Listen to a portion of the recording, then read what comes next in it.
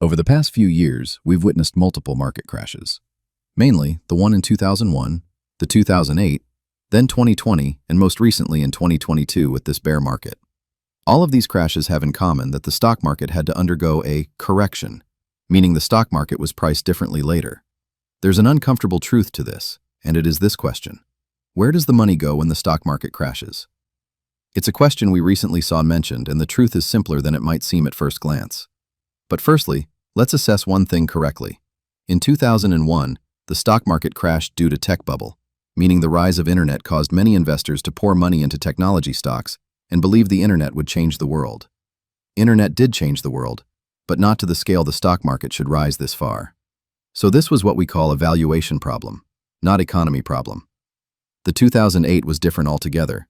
It reassembled more of the infamous 1929 crash, as both the 1929 and 2008 were banking crisis.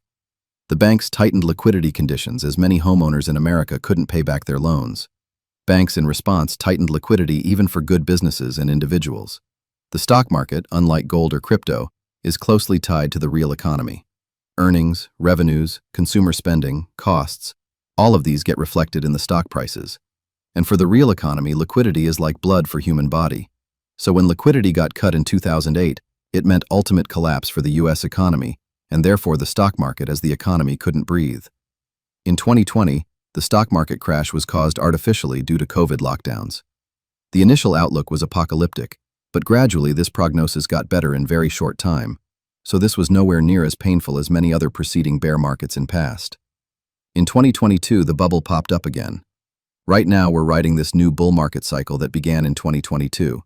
And to answer the question about where does the money go where the market crashes, the answer is this: the money does not disappear. See, if a stock was trading at 100 and suddenly trades at 60, nothing physical was taken away. No vault was emptied. No one withdrew $40 from a hidden account. What changed was the price someone is willing to pay, and the stock market is nothing more than a giant auction. When buyers step back, prices adjust downward. The uncomfortable part is this: most of what we call lost money was never cash sitting somewhere. It was valuation. It was expectation. It was a number on a screen representing what investors collectively believed a company was worth. When confidence changes, that number changes. The chain looks something like this. Companies generate more revenue and higher earnings, which ultimately leads to higher stock valuations. But what causes people to spend more? The total amount of money in the economy is called the M2 money supply. This figure is extremely important for financial markets.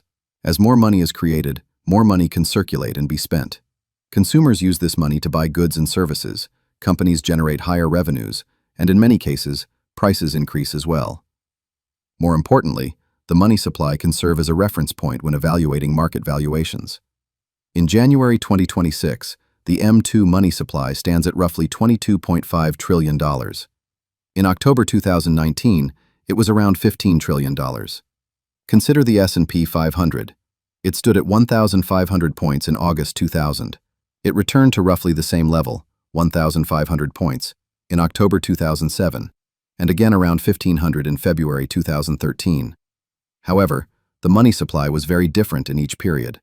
About $5 trillion in 2001, $7 trillion in 2007, and around $10 trillion in early 2013. This is why the ratio of the S&P 500 to the money supply matters. The index being at 1,000, 2,000, or 5,000 points in isolation says very little if we ignore the size of the monetary base behind it. Without considering the denominator, the total money supply, nominal index levels can be misleading. Expanding the money supply contributes to inflation, and it's important to remember that standard stock market index values are not adjusted for inflation. If we want to account for that, we should look at the S&P 500 in real terms, adjusted for inflation, rather than just the nominal number.